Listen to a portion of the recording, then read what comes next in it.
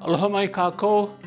This is Aaron Mahi here for another month of Nā Huaʻōlelo o ka Malama, the Hawaiian words of the month. This is the month of October. Also in our Hawaiian calendar we say Ikuwā, meaning that time of sudden weather changes, when things are coming and going. The solstice is changing. We're at the moving away from the equator and heading into winter.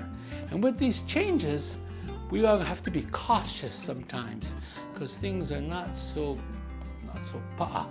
So, Akahele, move slowly with caution in one's determinations. I always remember my grandparents saying, "E hiki wawe mai I ka lohe, e akahele ho'i I Huaʻōlelo," meaning, be quick to hear but slow to speak. Come back next week for another word of caution, of being careful. This is Aaron Mahi, Eola I ka ʻōlelo Hawaii. Aloha.